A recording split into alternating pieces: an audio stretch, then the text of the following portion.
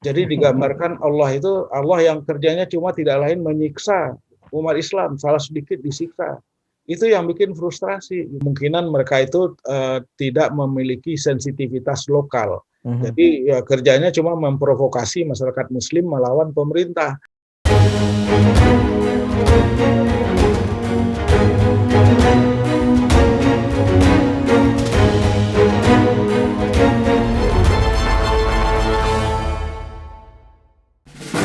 Tokoh The One kali ini adalah Profesor Aziumardi Azra.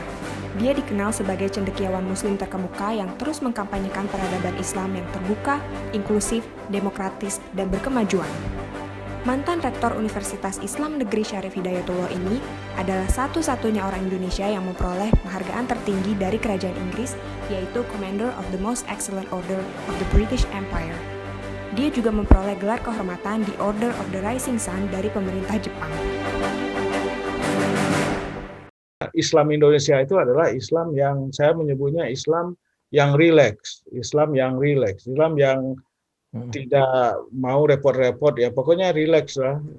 Islam yang lebih banyak senyumnya dibandingkan dengan Islam yang garang ya. Kalau kita lihat di tempat lain kan Islam itu garang-garang gitu ya, di Timur Tengah garang, di Asia Selatan garang.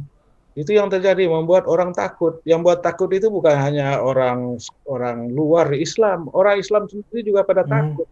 Makanya kemudian saya pernah menulis itu cukup panjang, yaitu meningkatnya irreligiositas di Timur Tengah.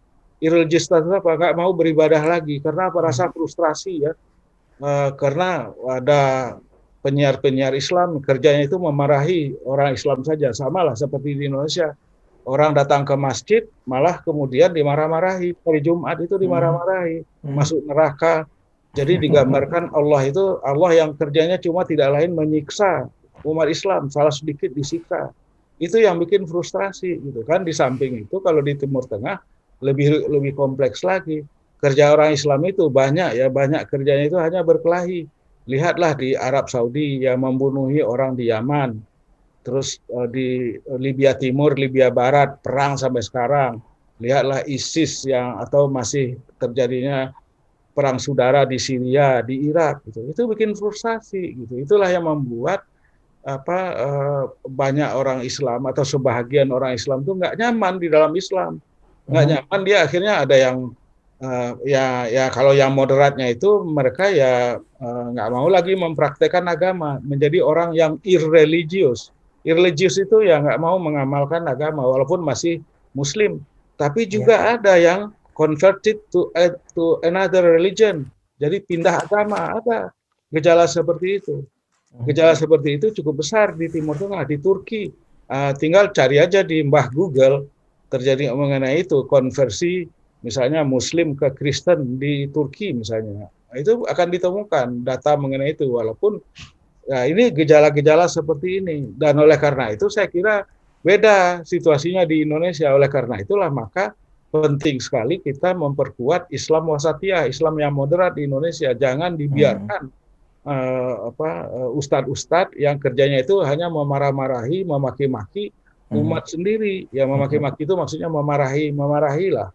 Pokoknya nggak ada yang benar, salah semua gitu kan, masuk neraka semua gitu kan. Tidak memandang manusia orang Muslim itu, Muslimah itu adalah manusia biasa, bisa lupa, bisa juga salah.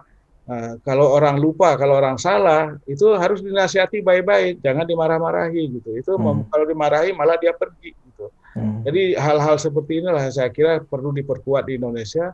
Islam wasatiyahnya harus diperkuat, Islam moderatnya harus diperkuat. Ya, saya selalu berargumen kemana-mana, Indonesian wasatiyah Islam is too big to fail. Too big to fail. Bisa gagal kalau misalnya kita nggak peduli membiarkan aja orang Islam, ada kalangan Islam yang ngomong sendirinya, marah-marahi orang Islam, tidak toleran, kayaknya kan. Tidak toleran sesama Muslim, apalagi dengan non-Muslim. Nah, itu kalau kita biarkan terus-menerus, itu akan rusak, kita bisa rusak gitu. Apa tadi istilahnya Islam yang apa, Prof? Indonesian moderate Islam is too big to fail. Terlalu besar untuk bisa gagal. Kenapa? Yeah. Karena Islam Indonesia itu beruntung didukung oleh ormas-ormas yang hampir seluruhnya, sebagian besar itu adalah ormas yang moderat, ormas yang wasatiyah.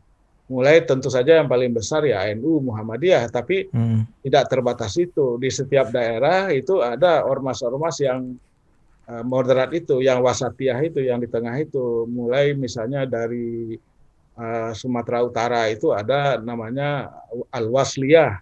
Di Sumatera Barat itu ada Tarbiyah atau Perti. Kemudian di Banten itu ada namanya Matlaul Anwar. Kemudian ada PUI, Nahdlatul Watan di NTB, dan seterusnya itu banyak sekali. Mereka itu adalah ormas-ormas yang moderat, wasatiyah. Jadi itulah yang menjaga Islam wasatiyah itu. Ya. Nah, tapi kalau misalnya pemerintah terutama dalam hal ini dan kepemimpinan umat Islam tidak mewaspadai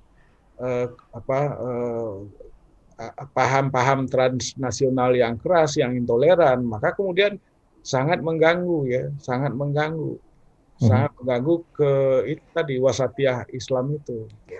Prof, untuk penonton Cokro mungkin bisa dibantu. Islam wasatiyah itu artinya apa tuh, Prof? Islam wasatiyah itu artinya itu berasal dari wasatiyah itu dari kata atau vokabulari kosakata wasatan. Nah, itu dari ayat Al-Qur'an yang berbunyi wa kadzalika ja'alnakum ummatan wasatan. Allah berfirman bahwa sebenarnya kamu itu diciptakan sebagai umat jalan tengah. Wasat itu artinya tengah. Ummatan wasatan yang di tengah. Kata wasat itu sudah dipakai, diambil di Indonesia, misalnya wasit sepak bola. Wasit itu yang ada di tengah. Jadi wasat itu antara lain ada yang menjadi wasit, ya kan, wasatiyah, litakunu syuhada 'alan nas. Jadi orang-orang umatan wasatan ini, yang moderat ini, yang di tengah-tengah ini, tidak ekstrim ke kanan, tidak ekstrim ke kiri, tidak ekstrim ke atas, tidak ekstrim ke bawah.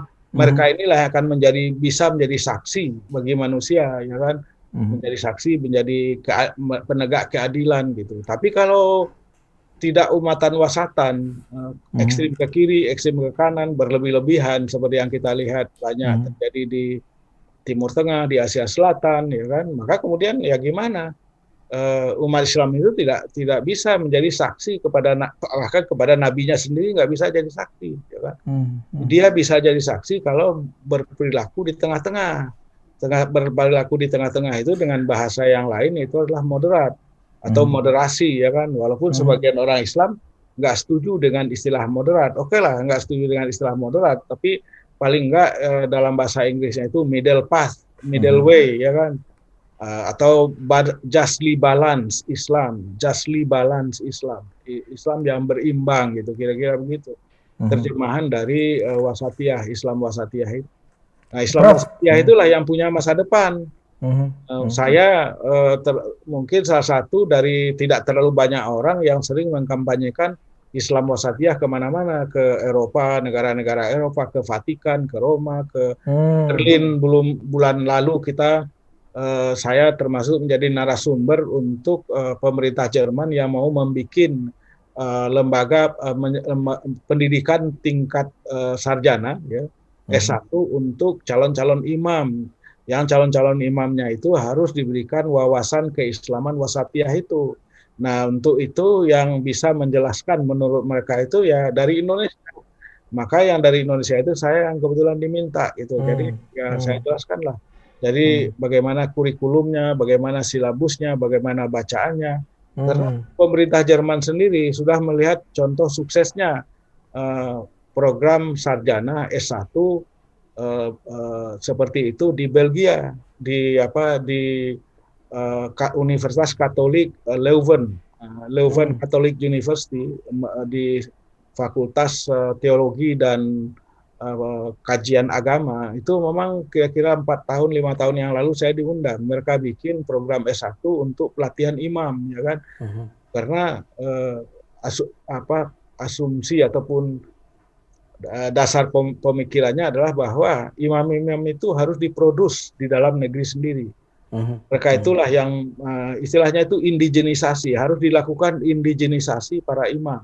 Kalau imamnya masih didatangkan dari Turki atau mendapat pendidikan di Turki atau di Arab Saudi atau di mana saja, maka kemungkinan mereka itu tidak memiliki sensitivitas lokal. Jadi ya, kerjanya cuma memprovokasi masyarakat Muslim melawan pemerintah, menimbulkan kekacauan gitu. Dan oleh karena itulah mereka giat sekarang mengembangkan pendidikan bagi imam yang indigenous ya. Ya memang sebagian besar calon imam itu ya orang ya keturunan juga, tapi udah jadi warga negara kan. Warga negara. Itulah sumber dari Islam Wasatiyah itu ya Indonesia. Indonesia. Jadi itu kita senang walaupun saya kira selama Presiden Jokowi ini itu kurang aktif pemerintah ya. Jadi pendanaan misalnya dari Kementerian Agama dan Kemlu itu terbatas. Tidak boleh dibilang sangat minim ya. Kalau terhadap dulu, apa, Prof? Itu program pengiriman para narasumber lah dari Indonesia untuk mengkampanyekan, sosialisasikan Wasatiyah. Itu kurang selama masa Presiden Jokowi ini. Ya kalau dulu zaman Presiden SBY itu banyak dana seperti itu. Saya nggak tahu dari mana dananya, tapi pokoknya cukup banyak lah disediakan. Sekarang itu boleh tidak ada. Biasanya itu disalurkan melalui dua kementerian yang tadi saya sebut, Kementerian Luar Negeri dan Kementerian Agama. Nah, sekarang nggak ada gitu. Jadi kalau saya ke Eropa misalnya tahun 2019 itu masih sering ya sebelum pandemi. Itu biasanya yang menyediakan dananya ya pihak sana. Nggak ada yang disponsori oleh pemerintah Indonesia karena memang tidak ada dananya. Walaupun pada waktu itu belum COVID ya, belum ada COVID-19 gitu.